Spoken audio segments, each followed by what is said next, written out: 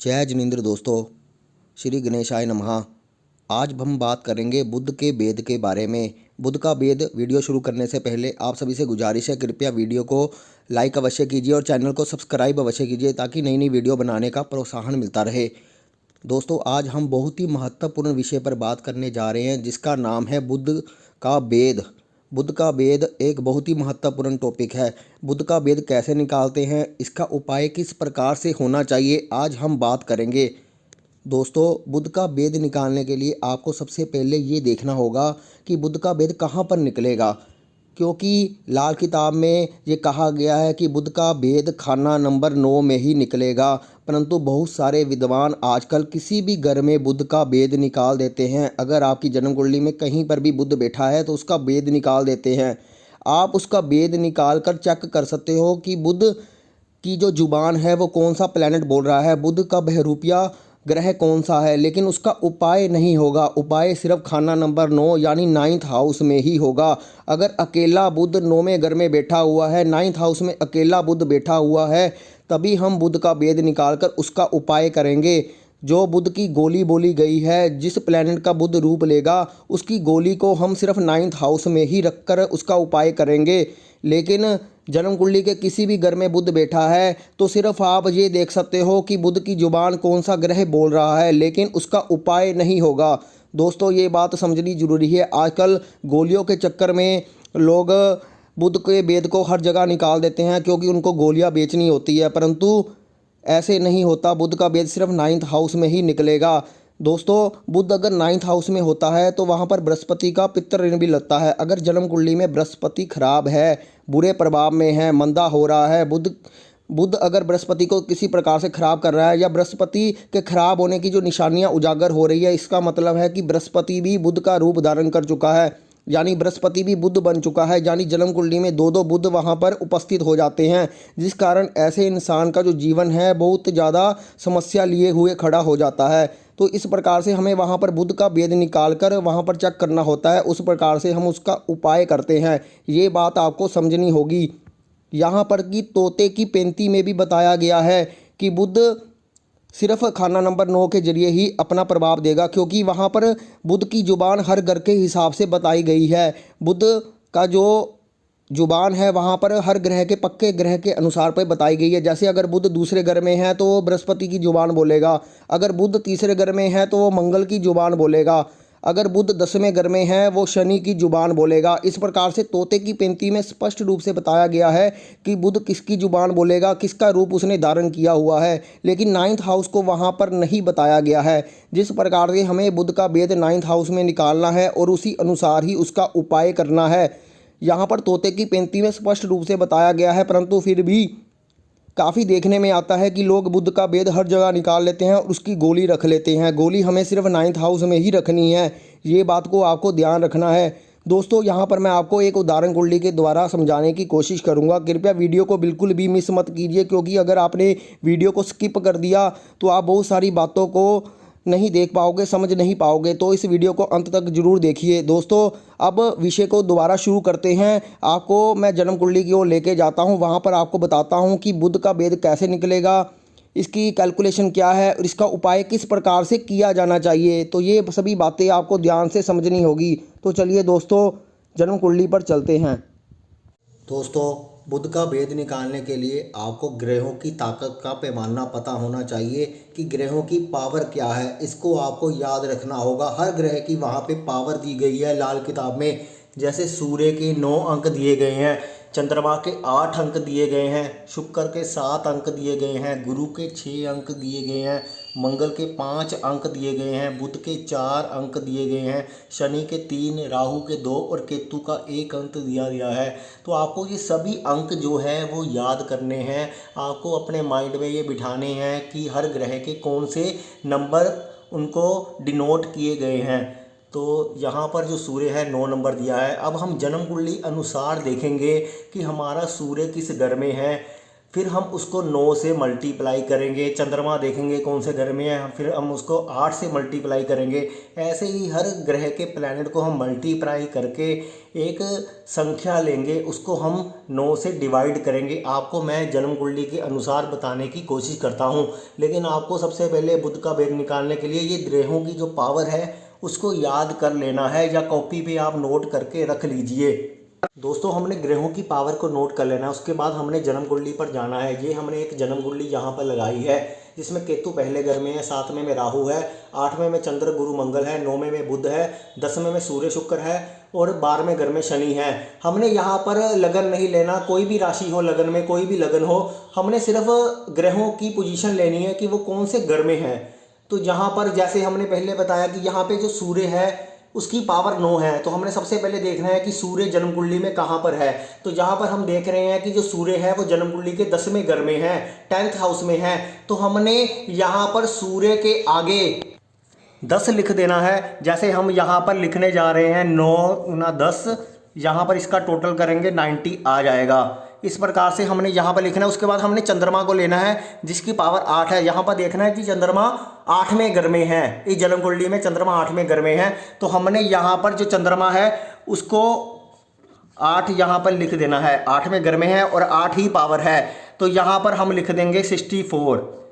जब हम मल्टीप्लाई करेंगे तो 64 आएगा। उसके बाद हमने शुक्र को लेना है जिसकी पावर है 7। तो हमने शुक्र को देखना है कहाँ पे है, वो भी 10वें घर में है। शुक्र यहाँ पर 10th हाउस में है। तो हमने 7 में यहाँ पे मल्टीप्लाई कर देना है 10 से, तो यहाँ पर आ जाएगा 70।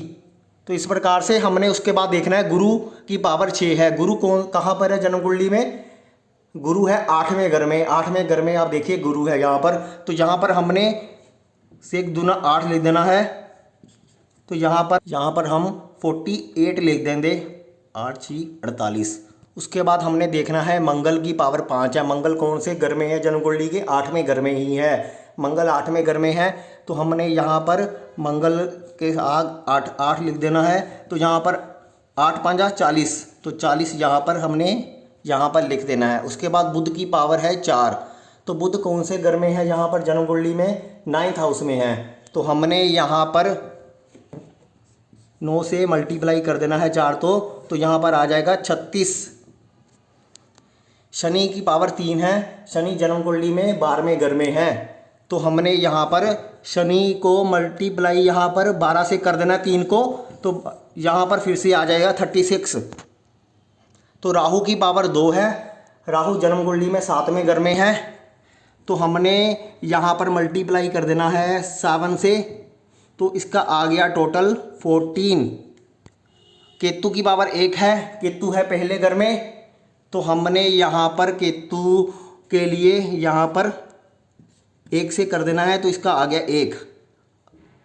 तो इस प्रकार से हमने सभी ग्रहों का टोटल कर देना है। फिर हमने इसको टोटल करके देखना है कि कितनी संख्या यहाँ पर आ रही है। तो जब हम इसको टोटल करेंगे, तो दोस्तों इन सभी का हम टोटल करेंगे, तो जो हमें टोटल में प्राप्त संख्या होगी वो होगी 399 यहाँ पर हमें संख्या प्राप्त हो रही है।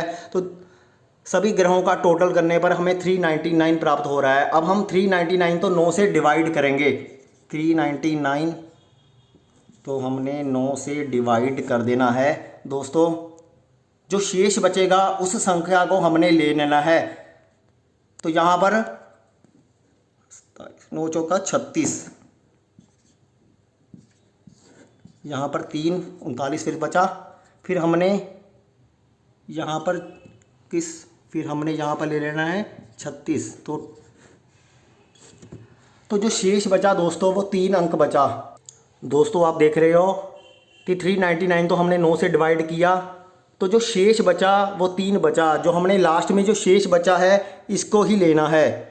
हमने इस संख्या को नहीं लेना और यहाँ इसको नहीं लेना, हमने जो शेष बचा उसको लेना। यानी हमारा जो बुध का भेद आया है वो 3 नंबर आया है। 3 नंबर दोस्तों यहाँ पर हम देखेंगे किसका है, तो यहाँ पर 3 नंबर जो है वो शनि का नंबर है। यानी इस कुंडली में जो बुध का भेद निकला है, यानी बुध शनि का रूप धारण करके बैठा हुआ है। इस जन्म कुंडली में बुध शनि का रूप धारण करके बैठा हुआ है। उसके अनुसार ही फल देगा। यानी शनि 12 में है, अगर जैसा शनि होगा वैसा ही यहाँ पर फल मिलेगा। इस बात को इस नज़रिए से समझना चाहिए। तो मित्रों, यहाँ पर जो बुध है वो शनि का रूप धारण करके बैठा है और 12वें शनि के बारे में कहा जाता है कि ऐसे इंसान को अपनी जुबान के चस्के पर काबू करना चाहिए। अगर वो अपने वादा से मुकर जाता है, जुबान का चस्का उसको पड़ जाता है, जब उसको गलत आदतें पड़ जाती हैं, तो वहाँ पर शनि का रिजल्ट भी ख़राब हो जाता है। इसलिए अगर हम यहाँ पर शनि को अपना दुरुस्त रखते हैं तो हमें 9th हाउस के बुध का परिणाम भी अच्छा मिलेगा। दोस्तों, यहाँ पर जो हमें उपाय करना है वो हमने शनि का अंक 3 आया है, यानी शनि की जो गोली होती है वो लोहे की होती है। तो यहाँ पर हमने लोहे की गोली पर लाल रंग करके अपने पास रख लेना है, ताकि जो हमें बुध का बुरा प्रभाव है वो ना मिल सके। यहाँ पर जो बुध का भेद निकला है उसका उपाय यही होगा कि लोहे की गोली पर हमने लाल रंग करके अपनी जेब में रख लेना है। अगर बुध का भेद चंद्रमा का निकलता तो हमें चांदी की गोली पर लाल रंग करना था। गुरु का अंक निकलता तो हमें सोने की गोली पर लाल रंग करना था। शुक्र का निकलता तो हमें मिट्टी की गोली पर लाल रंग करना था। मंगल का निकलता तो हमें तांबे की गोली पर लाल रंग करना था। लेकिन यहाँ पर हमें शनि का अंक निकला है तो हम लोहे की गोली लेंगे, उस पर लाल रंग करेंगे, उसको अपनी जेब में रखेंगे। इस प्रकार से इस बुध के भेद का यहाँ पर उपाय होगा और जन्म कुंडली में बुध के जो बुरे परिणाम है वो निकल जाएंगे। दोस्तों, इस प्रकार से हर ग्रह का कर सकते हैं। जैसे राहु का निकल आए तो हमें लेड की गोली ले सकते हैं, सिक्के की गोली ले सकते हैं, उस पर लाल रंग करेंगे। केतु के लिए 2 रंगी गोली हम ले सकते हैं, उसके अनुसार हम यहाँ पर उपाय करेंगे। बुध के लिए हम कांच की गोली ले सकते हैं। अगर बुध का ही भेद बुध ही निकले तो हम कांच की गोली ले सकते हैं, पारे की गोली ले सकते हैं। तो इस प्रकार से हम गोली पर लाल रंग करके अपने पास रख सकते हैं। दोस्तों, अगर ये जोड़ में अगर ये हम किसी टोटल में अगर अंक 0 आ जाता है, शेष 0 आ जाता है, तब हमें क्या करना चाहिए? क्योंकि कई बार ऐसा भी होगा, ऐसा टोटल आएगा जिसका जो शेष होगा वो 0 होगा, यानी सारा उसको डिवाइड करने के बाद जो हमें संख्या प्राप्त होगी वो 0 होगी। अगर 0 है तो हमें 5वें घर को देखना होगा। दोस्तों, जन्म कुंडली के 5वें घर को हमें देखना होगा। अगर 5वें घर में कोई प्लैनेट है तो बुध का उपाय उस बैठे हुए प्लैनेट के आधार पर होगा। अगर 5वें घर में कोई प्लैनेट नहीं है तो हमें सूर्य को ही लेना होगा। सूर्य के अनुसार ही बुध के भेद का उपाय होगा, तो हमें सूर्य का वहाँ पर लेना होगा। अगर 5वां घर खाली है तो अगर 5वें घर में कोई प्लैनेट बैठा है, मान लीजिए इस जन्म कुंडली में 5वें घर में अगर मंगल बैठा होता तो हम मंगल का बुध का भेद हम मंगल मानकर चलते और मंगल का उपाय करते यहाँ पर। तो इस प्रकार से बुध के भेद का यहाँ पर उपाय होगा। इसलिए अगर 1 से लेकर 9 अंक तक संख्या निकलती है तो ठीक है, अगर 0 अंक आ जाता है तो हमें 5वें घर पर ध्यान केंद्रित करना होगा, 5वें घर के अनुसार उपाय करना होगा। दोस्तों, मैंने हमेशा कहा है कि 9th हाउस में बुध है तभी हमें बुध का भेद निकालना है। वैसे आप निकाल कर देख सकते हो, कई लोग तीसरे घर में बुध खराब होता है उसका भी भेद निकालते हैं, छठे घर में बुध उच्च का होता है उसका भी भेद निकाल लेते हैं। कई लोगों को बुध का अच्छा परिणाम नहीं मिल पा रहा होता छठे घर में, तो वो वहाँ पे बुध का भेद निकाल लेते हैं। 7वें घर में भी निकाल लेते हैं, 8वें में भी निकाल लेते हैं, 12वें में भी निकाल लेते हैं, क्योंकि अच्छा नहीं माना जाता 8वें और 12वें में भी, तीसरे में भी, तो वहाँ पर निकाल लेते हैं। लेकिन सही मायनों में जो उपाय करेंगे वो 9th बुध में करेंगे। अगर बुध अकेला है 9th हाउस में तभी उपाय होगा गोली का, ये बात को ध्यान रखिए। वैसे ही आप देख सकते हो कि कौन सा प्लैनेट बुध का रूप धारण करके बैठा हुआ है। तो इस प्रकार से मैंने जन्म कुंडली के माध्यम से आपको बताने की कोशिश की है कि बुध का भेद का उपाय कैसे होगा, इसको किस प्रकार से कैलकुलेट करना है। तो उम्मीद करता हूँ आपको ये वीडियो पसंद आया होगा। अगर आपको ये वीडियो पसंद आया तो कृपया वीडियो को लाइक अवश्य कीजिए और चैनल को सब्सक्राइब अवश्य कीजिए। धन्यवाद।